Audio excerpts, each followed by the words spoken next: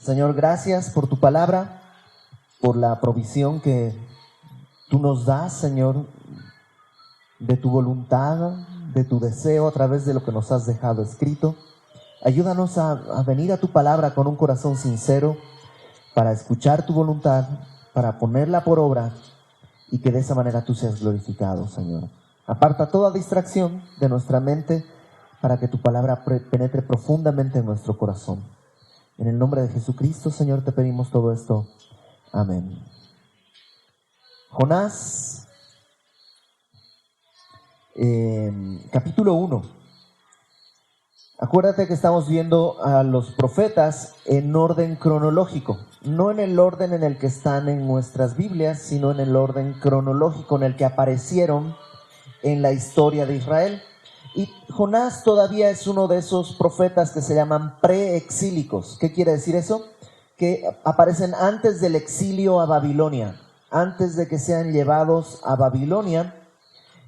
Hubo algunos profetas. Uno fue Joel, que ya estudiamos hasta la semana pasada, y otro vamos a estudiar que es a Jonás. Jonás es un personaje que aparece en el libro de Reyes. Si me acompañas por favor a Segundo de Reyes, capítulo 14, verso 23. Segundo libro de Reyes, capítulo 14, versículo 23. Segundo de Reyes 14, 23. Que tú sabes que el libro de Reyes es un libro de historia de los reyes de Israel, ¿no? Y el versículo 23 dice: el año 15 de Amasías, hijo de Joás, rey de Judá, comenzó a reinar Jeroboam, hijo de Joás, sobre Israel en Samaria, y reinó 41 años. E hizo lo malo ante los ojos de Jehová, y no se apartó de todos los pecados de Jeroboam, hijo de Nabat, el que hizo pecar a Israel. Él restauró los límites de Israel desde la entrada de Hamat hasta el mar del Arabá, conforme a la palabra de Jehová, Dios de Israel, la cual él había hablado por su siervo Jonás, hijo de Amitai, profeta que fue de Gad-Hefer. Entonces, vemos cómo era un profeta que ya había dado, lo que tenemos en nuestras Biblias es una escena en su vida, pero él era ya un profeta. Ya había dado palabra, ya se había cumplido parte de lo que el mismo Jonás ya había profetizado, que Dios había hablado a través de Jonás. Entonces es un personaje histórico. Pero el libro de Jonás tiene una particularidad. Estudiamos hasta la semana pasada a Joel, y ¿te acuerdas? Joel son profecías. Pues obvio, es un libro de los profetas. Bueno, ni tan obvio en este caso. En el caso de Jonás, la profecía que trae Jonás es un versículo en el capítulo 3. Es así, toda la profecía que tiene Jonás es un versículo en el capítulo 3, que no lo vamos a leer ahorita porque se nos acaba. Entonces lo vamos a ir viendo más adelante. En realidad, el libro de Jonás tiene que ver más con el profeta que con la profecía. A diferencia de Joel, que de Joel no sabemos casi nada, el libro de Jonás nos narra todo sobre el profeta. Y como te digo, solo hay un versículo de la profecía que Jonás trae. Es un libro muy conocido, en las clases para niños normalmente se lo ve. Es una historia muy fácil de entender y fácil de leer, pero no por eso es una historia simplista. ¿Qué más tenemos que decir como introducción a Jonás? Muchos ven en Jonás una alegoría, es decir, una imagen, una historia simbólica de siempre la lucha del bien contra el mal y cosas así. Pero para muchos comentaristas no es fácil tomar este libro como un libro histórico por algunas escenas que hay que en verdad no son normales. Si te cuento que va a haber un gran pez que se traga al profeta, no te estoy haciendo spoiler porque seguramente conoces esa parte de la profecía. Y muchos dicen, bueno, eso no puede ser posible, eso no es real, eso no puede ser, debe ser una manera metafórica en que se quiere decir esto. Bueno, Es cierto, tal vez no es muy creíble, pero eso no quiere decir que Dios no lo pueda hacer. Estamos hablando de un Dios que hace posible lo imposible. Pero hay un argumento mucho más fuerte, y este argumento tiene que ver con nuestro Señor Jesucristo. Nuestro Señor Jesucristo, cuando vinieron y le dijeron, danos una señal. Acababa de multiplicar panes y peces y todo, y le dicen, danos una señal. Y Jesús les dice, generación perversa y malvada demanda una señal, pero no les será dada más señal que la del profeta Jonás. Que al igual que el profeta que estuvo 3 días y 3 noches en el vientre del gran pez, el Hijo del Hombre estará 3 días y 3 noches en el seno de la tierra, hablando de su muerte y de su resurrección. Entonces, si Jonás es algo simbólico y metafórico, entonces nuestro Señor Jesús no murió realmente, sino que simbólicamente, metafóricamente murió y simbólicamente y metafóricamente resucitó. Y si eso fuese así, pues entonces comamos y bebamos, que mañana moriremos, peguémonos un tiro, vivamos como querramos, al final de cuentas estamos sobre nuestros pecados, porque si Cristo no murió y resucitó, vana es nuestra fe y pues, ¿qué hacemos acá? Vámonos. Pero sí resucitó, dice Pablo, ¿no? Ahí en 1 Corintios. Pero sí ha resucitado, primicias de los que durmieron es hechos. Entonces, como sí ha resucitado, quiere decir que Él murió y resucitó literalmente, y por tanto, Jonás literalmente estuvo 3 días y 3 noches en el vientre del pez. Entonces, el debate no se centra en si Jonás es o no es quien dice ser, sino si Jesús es quien dice ser. Porque no importa lo de Jonás, sino importa lo de Jesús. Si Jesús es quien dijo ser, lo que Él dice es verdad. Y por tanto Jonás es real. Si Jesús no es quien dice ser y es un mentiroso que nos quiere hacer creer una historia, pues entonces da lo mismo lo de Jonás porque estamos muertos en nuestros delitos y pecados. Por esa razón, porque Jonás prefigura de muchas maneras la obra de Cristo, este es un libro así, muy atacado, tomado como, no quiero sonar irrespetuoso, pero no es Pinocho, ¿no? No sé si conoces la idea de Pinocho, de Geppetto en el vientre del pez, en la versión de Disney, ahí cocinando. No es eso, es una historia mucho más profunda que eso que se caricaturiza. Entonces comencemos, Jonás capítulo 1. Vino palabra de Jehová a Jonás, hijo de Amitai, el mismo que vimos en Segunda de Reyes, o sea, un profeta de Dios, alguien que Dios usaba para hablar a su pueblo, alguien que conocía al Señor. Bueno, vino palabra de Jehová a Jonás, hijo de Amitai, diciendo, levántate y ve a Nínive, aquella gran ciudad, y pregona contra ella, porque ha subido su maldad delante de mí. Jonás es un profeta que conoce a Dios, que ha hablado de parte de Dios, y Dios le dice, Jonás, levántate y ve a Nínive, algo que era revolucionario, porque los profetas hablaban al pueblo de Israel, pero Jonás es como un misionero, ¿no? Que le dice Dios a Jonás, ve a Nínive y pregona contra ella, clama contra ella. ¿Por qué? Porque su maldad es tan grande que ha subido delante de mí. Y Dios quiere que Jonás vaya y predique en Nínive. Nínive era la capital del imperio asirio. Y sé que tampoco te voy a hacer o quitar la sorpresa porque debes saber que Jonás no quiere ir a Nínive. No va a querer ir a Nínive. ¿Por qué? Bueno, una posible razón puede ser por temor. Los asirios eran terribles, crueles, cruentos, sanguinarios. No sé si has visto la historia de Jonás de los VeggieTales. Bueno, si no has visto la historia de Jonás de los VeggieTales, para aquellos que no tengan hijos chiquitos, los VeggieTales son vegetales, historias de vegetales. Y está Bob Tomate, Larry Pepino y todos, ¿no? Y los ninivitas son unos chícharos. Y para describir que son malos, ¿no? Es una historia para niños, ¿no? Lo que hacen los chícharos, los ninivitas, es que son malos y se pegan con pescados muertos unos a otros, ¿no? Que es como lo que se puede poner para los niños. Pero en realidad la historia es mucho más cruenta.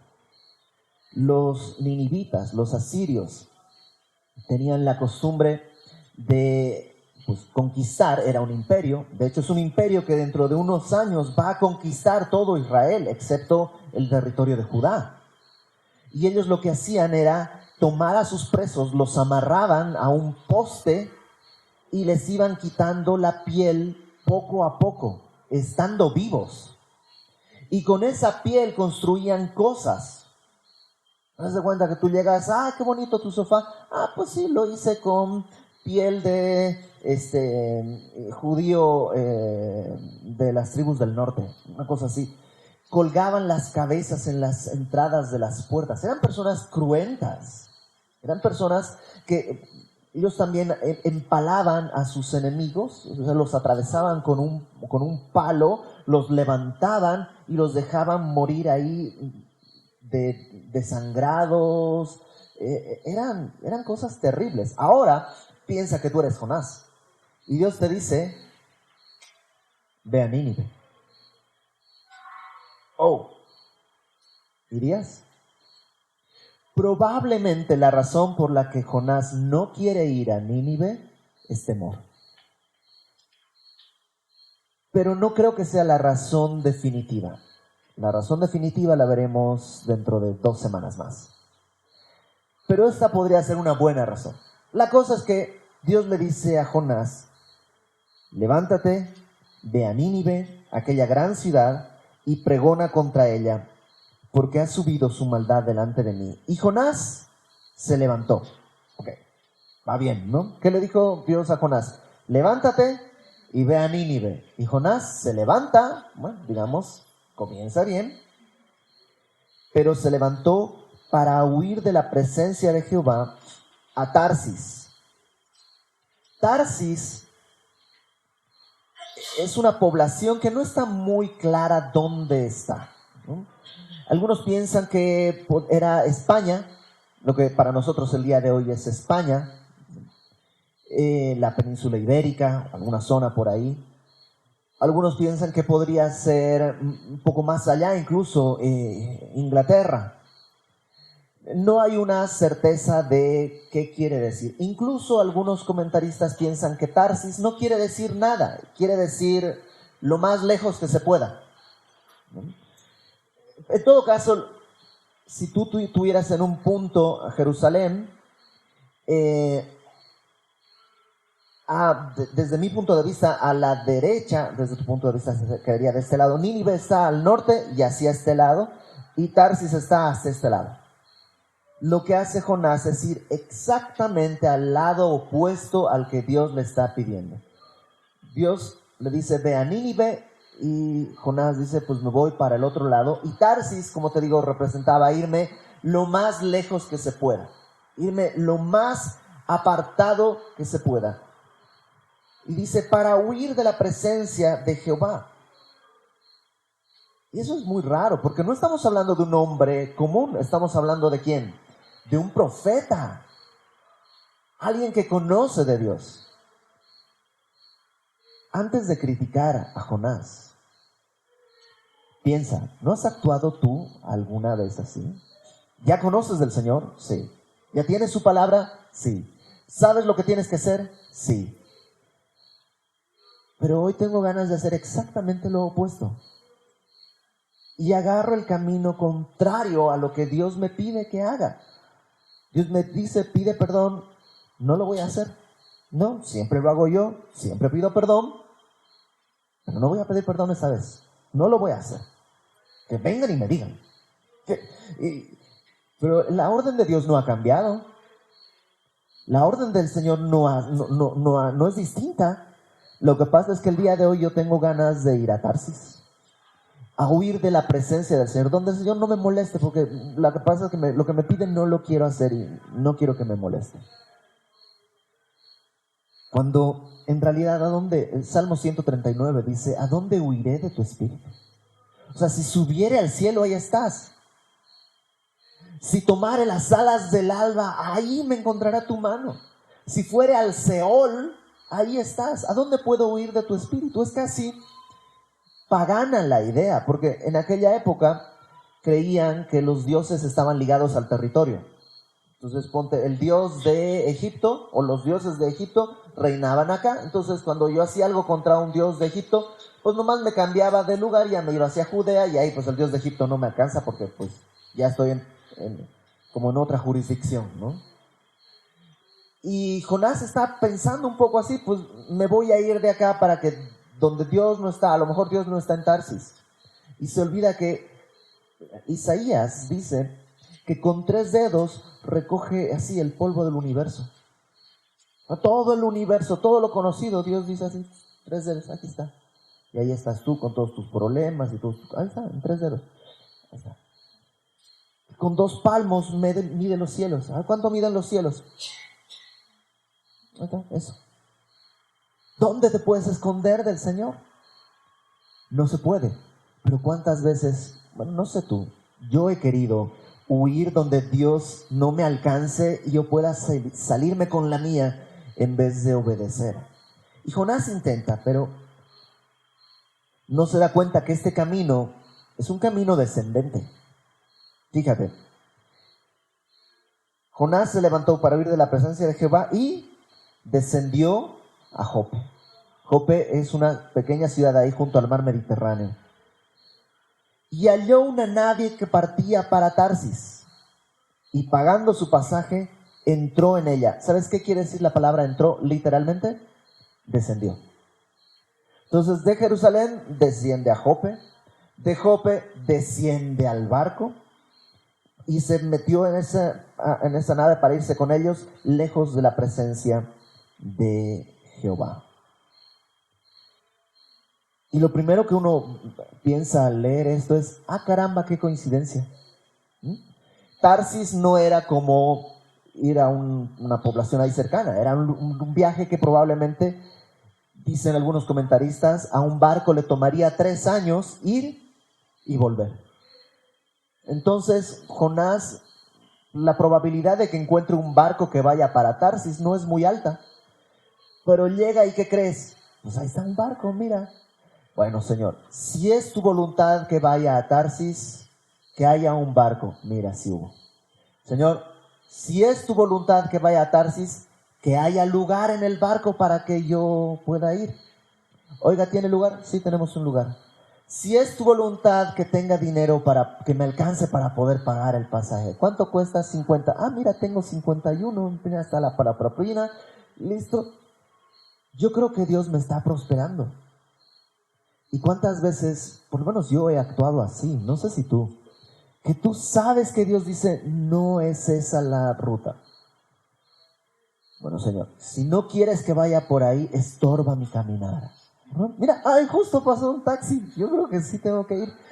Y justo tenía, y parece que Dios dice, muy bien, pero en realidad no es Dios. Muchas puertas las abres tú, las abro yo, otras las abre Satanás, y otras el mundo las abre para que puedas perderte con el mundo. Por eso las circunstancias no son buenas consejeras. Sí, son una luz, pero no es la luz definitiva. La única luz verdadera es la palabra. Y cuando, Señor, no sé si serle infiel a mi esposa o no, es que mi corazón me dice, y las circunstancias se dan, pero ¿qué dice la palabra? Señor, no sé si comprar este disco, es pirata, pero pues no lo encontré en otro lugar. O sea, otra vez, ¿qué dice? La palabra es la que trae la verdad, sí o no. ¿Hago esto o no? No depende de mis sentimientos, no depende de mi voluntad, no depende de lo que dice el mundo. ¿Qué dice Dios? Y Jonás se encuentra todo listo para poder ir a Tarsis. Pero no se da cuenta que en realidad está descendiendo y cada vez más abajo. Verso 4. Pero Jehová, ese pero, qué bueno que es Dios, ¿no? Porque Jonás pudo haber tomado su rumbo y su camino y Dios pudo haber dicho, ok, mira Jonás, para profetas me sobran. O sea, puedo levantar profetas del polvo. No te necesito. Pero Dios no actúa así, porque en realidad no lo necesita, pero lo ama. Y Dios lo que hace, dice, hizo levantar un gran viento en el mar, y hubo en el mar una tempestad tan grande que se pensó que se partiría la nave. Ahora, los que son marineros saben que están en un barco así. Son hombres expertos en el mar. O sea, no les espanta una llovizna. Pero la tormenta, vamos a leer, es tan grande que ellos mismos están temerosos. En esta tormenta hay algo que no han visto antes y que les hace temer. Casi como si dijeran, esto no es un asunto climático, hay algo más fuerte sobre nosotros. Qué bueno que es Dios, ¿no? A veces tú y yo empezamos a caminar alejándonos del Señor y Dios en su misericordia levanta una tormenta. Levanta una tormenta alrededor de nosotros para hacernos ver, estás descendiendo. Estás descendiendo. Y los marineros tuvieron miedo y cada uno clamaba a su Dios. Claro, pues ellos no conocen al Señor, no son como el profeta. El profeta conoce a Jehová. Ellos claman a lo primero que tienen. No, pues a Dios Poseidón, al que tienen a mano, porque no tienen otra opción. Pero Jonás sí tiene otra opción. Y echaron al mar los enseres que había en la nave para descargarla de ellos. Cuando las olas suben mucho, el barco pues puede hundirse y lo que se hace es aligerar la carga para que la línea de flotación esté un poco más, o sea, baje y esté más parte del barco arriba de las olas. Entonces empiezan a tirar todo. ¿Eso qué quiere decir? Que están desesperados. Porque son barcos comerciantes. O sea, la razón por la que hacen el viaje es porque tienen que llevar mercancía. Solo la tirarían si de plano no hay otra opción. Y no hay otra opción. Y empiezan a aligerar la nave. Pero Jonás había bajado, ¿te das cuenta? O sea, ¿dónde más puedes bajar? Pues más abajo en el barco. Había bajado al interior de la nave y se había echado a dormir. Y Jonás ahí está con una paz. Y sabes, a veces el pecado trae paz a mi vida. Sí es cierto, trae paz. No una paz verdadera, no una paz duradera, pero estamos de acuerdo en que cuando cedo al pecado, mi corazón descansa en el sentido de que antes está luchando, no puedo pecar, no quiero pecar, pero cuando pecas, mi carne se deleita. Mi espíritu probablemente está hecho pedazos, pero dice la palabra que el pan comido en lo oculto es sabroso. Y sí, hay un punto en que el pecado te da una especie de paz, que luego va a cobrarte mucho más caro, ¿no? El pastor Raúl dice siempre, el precio del pecado siempre es más caro en caja que lo que dice la etiqueta. O sea, tú te lo llevas, pues, 2 pesos, lo pago, no pasa nada. Pero cuando llegues a caja no son 2 pesos, son 2,000. Siempre es más caro de lo que uno pensaba. Siempre es más peligroso, siempre es más doloroso de lo que uno creía. Pero Jonás está en ese punto en que en medio de la tempestad, él está dormido. Qué peligroso es cuando Dios está agitando nuestra vida y nosotros insensibles. No es algo malo, así pasa siempre. Eso pasa siempre. No, que mi familia se está descomponiendo, mis hijos se portan mal. Así son los adolescentes, no pasa nada. No es que esté siendo mal padre, es que así es la vida. Mi economía está naufragando, está temblando. Así estamos todos. Puede ser, porque hay un factor de verdad en todo eso. Pero ¿no podría ser que Dios está agitando tu vida para hacerte a ti reentender lo que Dios... Piensa, ¿estoy yendo donde Dios me pide? ¿O las circunstancias me trajeron hasta acá y pues y hasta aquí llegué? Pero déjame decírtelo con una esperanza. Si estás viviendo eso, es que Dios no te ha abandonado. Dios quiere sacudir tu vida para rescatarte, no para hundirte. Dios quiere rescatarte, no desecharte. Verso 6. Y el patrón de la nave se le acercó y le dijo: ¿qué tienes, dormilón? Levántate y clama a tu Dios. Quizá Él tendrá compasión de nosotros y no pereceremos. Siempre que estudio Jonás, recuerdo una época en mi vida que creo que ya les he platicado tantito. Hubo un momento, yo era soltero y se me descompuso todo alrededor. Mis amigos que así, hagamos un pacto de amistad, nunca vamos a separarnos, sí, órale, no, o sea, es con ritual y toda la cosa, ¿no? De pronto se borraron todos. No había uno de mis amigos que se haya quedado conmigo. Mi economía en el suelo. Vivía solo, no tengo familia en México, por tanto, pues cuando no había para comer y mis amigos ya no estaban, pues no había. Entonces eran tiempos realmente difíciles, duros. Y yo entré en una depresión además muy fuerte. Ya era cristiano, ya conocía del Señor, pero dejé de leer mi Biblia. Dije, pues voy a trabajar, tratar de trabajar más. Y a pesar de eso, la verdad es que no tenía los recursos suficientes.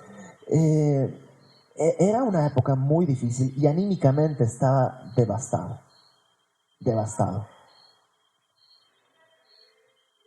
Un día en mi casa dije, pues voy a buscar al Señor. Empecé a hacer mi devocional, pero sentía que comía arena. ¿Nunca te ha pasado así que vas a la Biblia y es como morder resistol? Así, digo, no es resistol, ¿cómo le llaman acá? El plastoform, unicel, ¿no? 20 años en México, no logro acordarme de esa palabra, unicel, ¿no?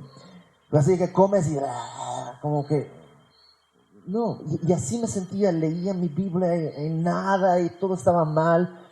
Y en mi casa le dije, Señor, dame una señal que estás aquí. O sea, muéstrame, algo tiene que pasar, ya no puedo más. Que se encienda la luz, que se apague la tele, que se mueva la cama, algo, muéstrame que estás aquí. Y no pasó nada. Y agarré mi Biblia y la parte que me tocaba, el pasaje que me tocaba era precisamente Mateo 12, en que Jesús dice, generación perversa y malvada, demanda una señal. Y yo dije, ok, sí me está oyendo, ¿no? Pero no le será dada más señal que la del profeta Jonás, porque así como el profeta estuvo 3 días en el gran pez, bla, bla, bla, bla, bla, y me cayó el 20. O sea, dije, ok, Señor, en verdad, sí me estás dando una señal. Me estás diciendo, mi muerte y mi resurrección es suficiente. O sea, no hay otra señal. Vine a la tierra, morí y resucité. Con eso te basta, Iberto. Y para mí fue así, ok, perdóname, Señor. Oh, qué desubicado que estoy. Qué desubicado que estoy. A las semanas, no sé si una semana o 2 semanas después, íbamos a una oración, íbamos al grupo de oración los martes a las 6 de la mañana. Y el pastor Fermín me dice, Ibert, ¿por qué no, a partir de la próxima semana, empezamos a estudiar un libro de la Biblia? ¿Por qué no preparas algo? ¿Qué te parece si estudiamos Jonás? Y para mí fue así, ok, o sea, esta señal no me la tenías que dar, pero en tu misericordia me dijiste, sí te estoy escuchando, sí te estoy mirando, sí estoy pendiente de tu vida. Y entonces empezó como a salir el sol. Pero así, la gota que derramó el vaso, yo era maestro en una escuela de música, pero te digo, venía de una racha de semanas o meses de depresión. Y un día estaba ahí y una de mis alumnas se me acerca y me dice, Ibert, no me quiero meter, ¿no?, en lo que no es mi asunto, pero pues te conozco hace años y sé que estás pasando un tiempo difícil, se te nota en tu rostro, se te nota que estás deprimido y quería regalarte un libro. Y ella sabía que yo era cristiano, era su maestro, les había predicado y ella sabía que yo era cristiano y me regala un libro que se llama El Caballero de la Armadura Oxidada, que es uno de estos libros de autosuperación que no sirven para nada, ¿no? Pero porque son eso, son, sí es cierto, sí puedo, sí, pero como no es la palabra de Dios, nomás es salir así del agua, así, y te vuelves a hundir porque no te puede rescatar. Nomás te cuenta que existe el aire, pero no te dice cómo respirar. Y yo cuando me lo dio, sentí que me moría de vergüenza. Así, yo le prediqué el evangelio a esta chavita. Yo le hablé de una esperanza. Yo le dije que el Señor Jesús en su palabra nos decía la verdad, nos podía dar.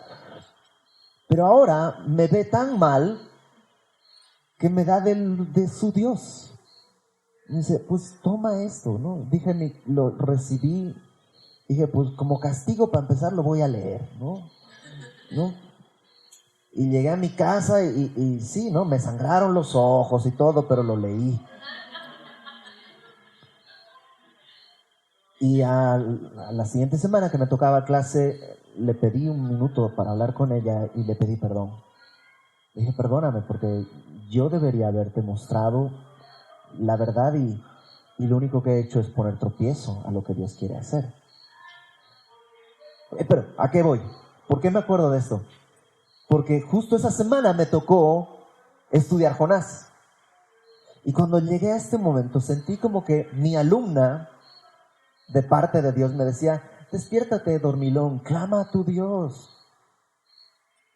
Yo estaba tan atontado, ensimismado en mis propios problemas, que sí eran reales. O sea, sí, no tenía para tragar, sí estaba deprimido, sí estaba solo, pero todo eso no me dejaba ver lo que es más grande, que Dios estaba ahí queriendo corregir mi caminar. Entonces viene el patrón y le dice, oye, dormilón, levántate, clama a tu Dios. Y dijeron cada uno a su compañero, vengan, echemos suertes para que sepamos por causa de quién nos ha venido este mal. Y echaron suertes y la suerte cayó sobre Jonás. Es como que se reúnen y de alguna manera no nos dice cómo echan suertes para ver, dioses, es por causa de este hombre que cayó, tiran los dados, no. De este, no, y pum, cae sobre Jonás. La palabra dice que la suerte se echa en el regazo, pero que de Jehová es la decisión de la suerte, en Proverbios 16. Entonces Dios está usando eso. Dios está usando eso como usó a mi alumna para abrir mis ojos. Y todos le dicen, a ver, Jonás, cayó sobre ti la suerte. ¿Qué onda? Decláranos ahora, ¿por qué nos ha venido este mal? ¿Qué oficio tienes y de dónde vienes? ¿Cuál es tu tierra y de qué pueblo eres? Lo cual nos muestra una cosa. Jonás no le había dicho nada a ninguno de ellos. No les había dicho, hola, me llamo Jonás, soy profeta de Jehová, el Dios verdadero. No, nomás llegó, pagó o sea, quiso como ser de los cristianos secretos, así, que nadie se entere, así. Pero hay un punto en que lo exponen, dicen, ¿quién eres? ¿De dónde vienes? ¿Qué pasó? ¿Por qué está esto sobre nosotros? Y él les respondió, soy hebreo y temo a Jehová, Dios de los cielos, que hizo el mar y la tierra. Y qué interesante que dice, soy hebreo, o sea, soy del pueblo de Dios, ellos todos saben quiénes son los hebreos. Temo a Jehová, Dios de los cielos, que hizo el mar y la tierra, el mar en el que estamos por hundirnos, la tierra a la que anhelamos llegar, las hizo Dios. O sea, esto sí, no es casualidad, no es una tempestad producto de, pues, nomás un choque del aire caliente con el aire frío y la tormenta. No, esto es algo que Dios está haciendo. Lo de temo a Jehová, podríamos decir, sí, pues, seguro. Si temieras a Jehová le hubieras hecho caso. Pero, ¿qué tanto nos parecemos nosotros, no? Porque ¿quién de nosotros podría decir, no, yo no temo a Jehová? Hasta por vergüenza dices, no, pues sí, yo temo a Jehová. Pero nuestra vida tantas veces se conduce sin temor de Dios. Por eso la Biblia me encanta, que no te pone héroes así que no tienen errores ni fallas, sino personas con las que tú te puedes identificar y dices, wow, soy como Jonás. O Jonás, pobrecito, es como yo, ¿no? Y aquellos hombres temieron sobremanera y le dijeron, ¿por qué has hecho esto? Porque ellos sabían que huía de la presencia de Jehová, pues él se lo había declarado. Y son unos paganos, idólatras, que le dicen, ¿qué te pasa? O sea, ¿quién huye de Dios? ¿Nunca te ha pasado que un inconverso te jala las orejas y así, el cuate es inconverso, impío y todo, y ¿le estás mintiendo así a tu esposa? ¿Qué te pasa? No, o sea, no seas cara dura. O a tus hijos, o lo que sea, ¿no? Y alguien del mundo tiene una ética que sobrepasa la ética que estás portando. Y Dios te muestra, te estás convirtiendo en algo peor. O sea, tú tienes un llamado, eres profeta, portas la palabra de Dios, eres hebreo, escogido por Dios. Y tu vida no lo está reflejando. Lo maravilloso es que Dios, a pesar de todo eso, no está desechando a Jonás. Todo lo contrario, está usando la tempestad, está usando a los paganos para tratar de llamar la atención de Jonás. Y le dijeron, ¿qué haremos contigo para que el mar se nos aquiete? Esto me vuela la cabeza. Porque si yo fuera de los paganos, yo no le preguntaría, ¿qué haremos contigo? Yo diría, ¿permiso? O sea, pásame el cuchillo. ¿Cuál? El para degollar cerdos. Y listo, asunto arreglado. Pero ellos le dicen, ¿qué hacemos contigo? ¿No? O sea, tú dinos qué hacer. Porque el mar se iba embraveciendo más y más. Y cada minuto la tormenta era más fuerte y más fuerte. Él les respondió, tomadme y echadme al mar, y el mar se os aquietará. Porque yo sé que por mi causa ha venido esta gran tempestad sobre vosotros. Y Jonás comienza a entender algunas cosas. Número 1, que cuando yo peco, lamentablemente las consecuencias no vienen solo para mí. Uno piensa, pues yo, o sea, ya soy un hombre adulto, yo puedo tomar decisiones y voy a cargar con mis responsabilidades. Si vienen, órale, va. Yo sé que está mal, pero pues voy a cargar con las responsabilidades, no pasa nada. Pero el problema no es que solo tú vas a cargarlas. Va a afectar tu vida, tu familia, tus amigos, tu entorno. El pecado nunca es algo que viene solo sobre ti. Siempre va a cobrar los que están alrededor. Y Jonás se da cuenta y dice, ok, échenme a mí y se van a salvar. En esta parte es cuando un poquito empieza a hacerse la imagen de Cristo, ¿no? Uno, por la vida de los demás. Cristo, su vida por la vida de los demás. Esa imagen se va a hacer cada vez más clara. Pero entonces les dice, aviéntenme al mar. Verso 13. Aquellos hombres trabajaron para hacer volver la nave a la tierra, mas no pudieron porque el mar se iba embraveciendo más y más contra ellos. Y estos hombres tienen más misericordia de Jonás que Jonás de Nínive. O sea, Dios le dice a Jonás, ¿sabes qué? Ve a Nínive, predica contra la ciudad porque su maldad es mucha. Y Jonás dice, ¿los ninivitas? No. Mejor me voy a otro lado. No tiene un mísero gramo de misericordia por los ninivitas. Y estos hombres impíos, paganos, que no conocen a Dios, idólatras, tienen misericordia de Jonás. Y eso que Jonás los está metiendo en problemas, ya perdieron su cargamento. O sea, ya están navegando sin la mitad de la carga, ya perdieron dinero y aún así no quieren aventar a Jonás al mar. Dice, verso 14, intentaron llevarlo a tierra, pero no se pudo. Entonces clamaron a Jehová. Los impíos, o sea, dicen, ok, esto lo está haciendo Dios, pues entonces, Dios, te rogamos ahora, Jehová, que no perezcamos nosotros por la vida de este hombre, ni pongas sobre nosotros la sangre inocente, porque tú, Jehová, has hecho como has querido. Y estos impíos lo que hacen es decir, Señor, es tu voluntad. Y toman a Jonás y lo echaron al mar, y el mar se aquietó en su furor, y temieron aquellos hombres a Jehová con gran temor, y ofrecieron sacrificio a Jehová e hicieron votos. ¡Wow! O sea, ¿qué tan bueno es Dios? Que dice, Jonás, qué necio eres. Qué necio eres. Pero te voy a usar. Y usa a Jonás en medio de su pecado para llegar a la vida de estos hombres. Jonás pudo decir, menos mal que fui rebelde a Dios, porque si no, estos no hubieran... No sería ridículo, ¿no? Nadie puede vanagloriarse de su pecado. Pero ¿no ha sido Dios bueno así con nosotros?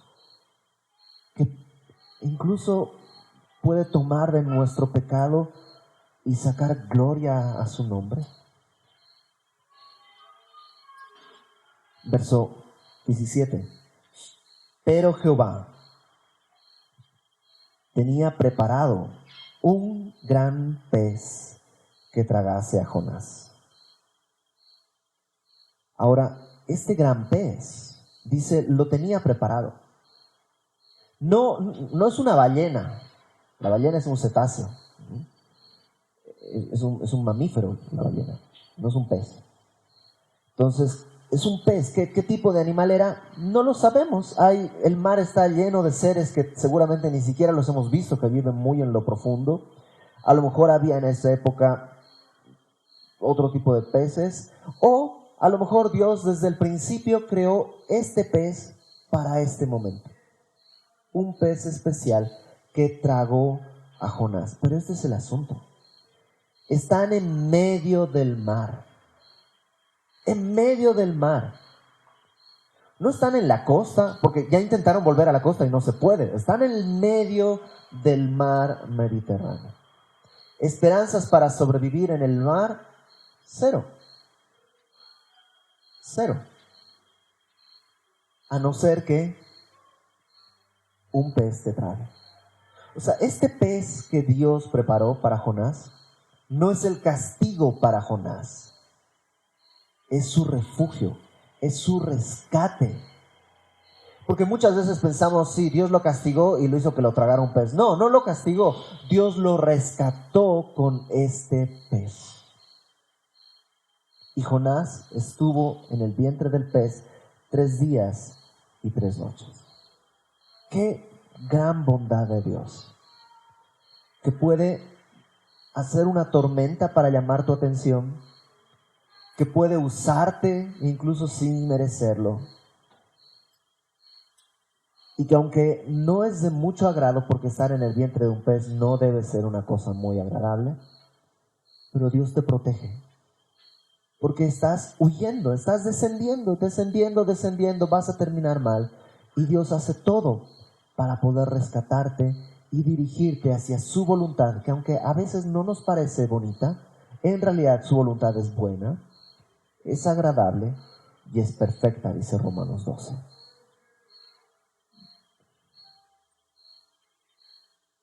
Y ahí dentro del pez vamos a estar en el capítulo 2 la próxima semana.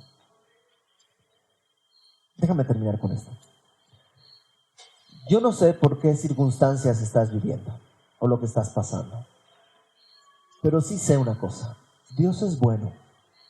Dios es bueno. Cuando hay algo que yo no entiendo, el que no está entendiendo soy yo. No es que Dios no sabe lo que hace, Él sabe lo que hace y sus motivos son buenos. Y su benignidad me quiere guiar al arrepentimiento. Pero a veces su benignidad yo no la quiero escuchar y por eso Él tiene que hablar en tormenta. Su lenguaje a veces tiene que ser duro porque quiere espabilar mi vida. Ya le habló a Jonás. Déjame ponerlo así. Ya el domingo Dios te dijo, tienes que hacer esto en la prédica. No escuchaste. El lunes te lo dijo en su palabra. Oye, deberías hacer esto. No escuchaste. Ya tu esposa o tu esposo te dice, oye, ¿qué te parece si en vez de hacer esto hacemos esto y esto?